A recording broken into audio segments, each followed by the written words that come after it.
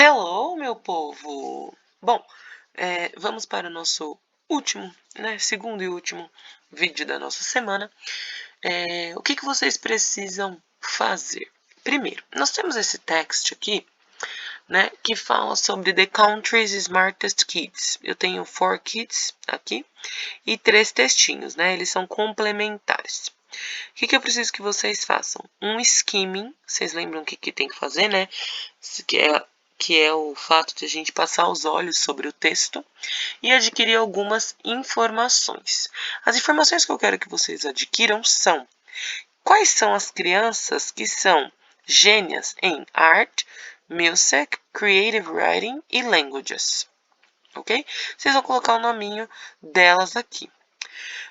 Além disso, vocês vão sublinhar aqui no texto de vocês quais são as respostas dos numbers 1 até o 6. Então, sublinha, põe number 1, sublinha, number 2 e assim até o 6, ok? Mas antes, eu quero que vocês pensem aí comigo. Quando foi, não sei se vocês vão lembrar, Quando foi que vocês aprenderam a read, a ler?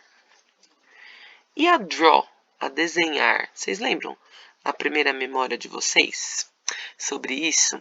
Vocês, por um acaso, sabem tocar algum instrumento musical? Então, tem algum instrumento musical que você saiba tocar? Quando foi que você aprendeu isso? E speak a foreign language, então uma língua que não seja português, quando foi que vocês aprenderam? E se estão aprendendo, como é que se não aprenderam, a gente pode usar o yet, Então, não precisa escrever, só pensar mesmo. E aí, depois que vocês fizerem, essa ligação aqui, então, deste daqui e desse daqui, a gente corrige, ok? No próximo vídeo. Então, aqui vocês precisam colocar os names de cada um. E essas daqui vocês precisam responder sublinhando aqui no texto e colocando os numbers 1 até o 6. O number 1, nossa, vamos dar um zoom, Para que a gente está sofrendo? O number 1, olha lá. What writers did Mark enjoy when he was 3? Então, eu quero saber do Mark e dos autores que ele gostava, ok? What languages does he know? Falando do Mark ainda, quais são as línguas que ele sabe? How much will Daniel get from writing each book? Então, o Daniel, ele escreve books, ok? Quanto que ele vai ganhar fazendo isso? Por book. How many instruments does Samantha play? Então, quantos instrumentos que ela consegue tocar? How many weeks is the show on for? Então, por quantas semanas vai ficar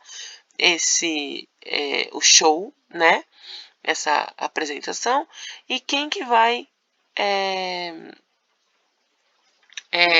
estar presente, na apresentação, no programa, quem que vai estar presente lá, ok? Fazendo as entrevistas. Então, vocês vão encontrar no texto e colocar, sublinhar e colocar os numbers. E aí, a gente tem aqui uma grammar, que eu vou explicar para vocês, e um vocabulário. Bom, começando aqui em grammar, qual a diferença então de simple past e de present perfect? O simple past, galera, ele começa e termina no passado. Então, eu fiz, sei lá, eu já fiz minha lição. Fiz minha lição ontem, Quando eu tenho um tempo específico, é simple past.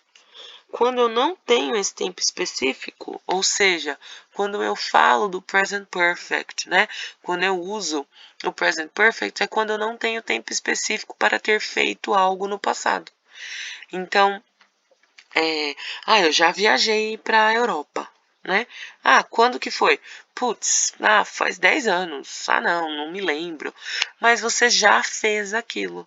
Essa é a diferença principal entre eles.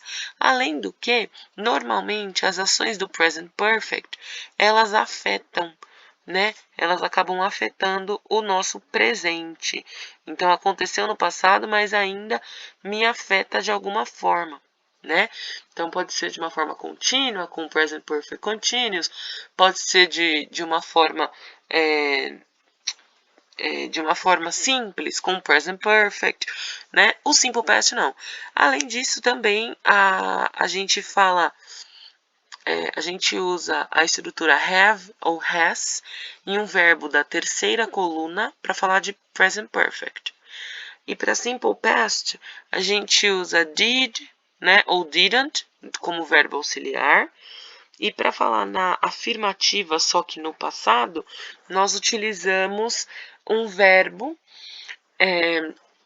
com D, ED ou IED, ou, se ele for irregular, né, nós utilizamos um verbo na segunda coluna daquela tabelinha ângulo. Então, o que vocês precisam fazer? Vocês vão voltar lá na page 16, no texto, ok?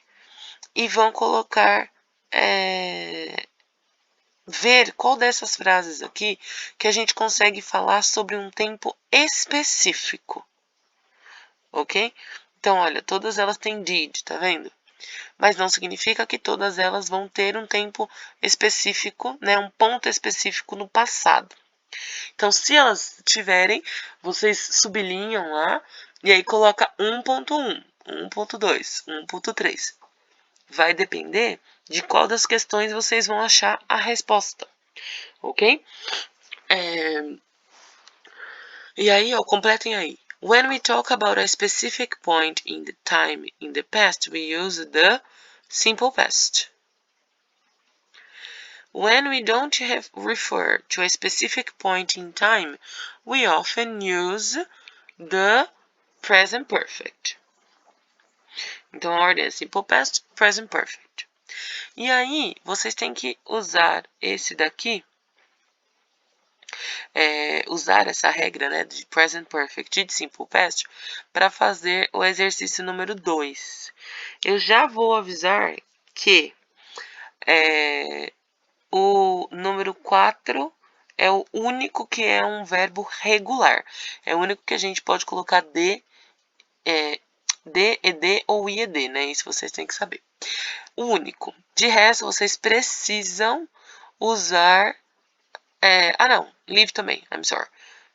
Então, esses dois são regulares. O resto, vocês vão usar a tabela. Se for usar present perfect, né, é a terceira coluna. Se for usar simple past, segunda coluna. Ok? E aí, aproveitando que já estamos aqui, terminamos essa parte, o vocabulary, né? O vocabulary, o que vocês têm que fazer? Aqui eu tenho algumas collocations, então a gente vai ver um pouquinho para que serve. Então, olha lá. O que a gente pode assinar? Um contrato, um autógrafo ou uma lição? Ok? Ah, teacher, tem mais de uma. Pode assinar lá mais de uma? Pode, não tem problema. Number 2. O que dessas coisas nós podemos escrever? Um book, né, uma novel, um romance book, uma festa, uma música. O que dessas coisas você pode ganhar? Uma competição, uma exibição ou um prêmio? O que dessas coisas você consegue fazer com a matéria-prima? Ok? Você consegue fazer amigos, fazer um bolo ou fazer um homework? Pode marcar mais de uma opção, tá? Não esquece. E o que você pode perder? Perder o futuro, a família ou o ônibus? Ok? Vocês vão marcar. Aí, olha lá. Quais verbos podem ir, ok? Das 5 palavras que vocês não circularam no exercício 1, ok? Qual é o verbo que vai antes? Então, eu vou explicar de novo, ó. Qual é um verbo que pode ir ao invés de sign, por exemplo? Eu vou dar a resposta da 1, né? Então, você consegue assinar um contrato, ok? E assinar um autógrafo. Você não consegue assinar uma lição.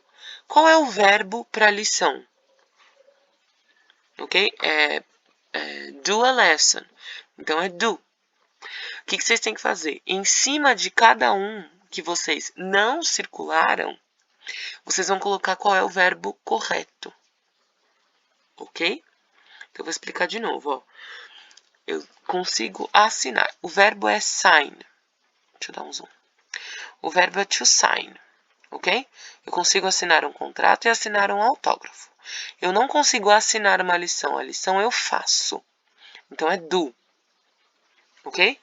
E por que é do e não é make? Porque do eu utilizo quando eu preciso só completar alguma coisa. Make, quando eu preciso criar alguma coisa com matéria-prima e tudo mais.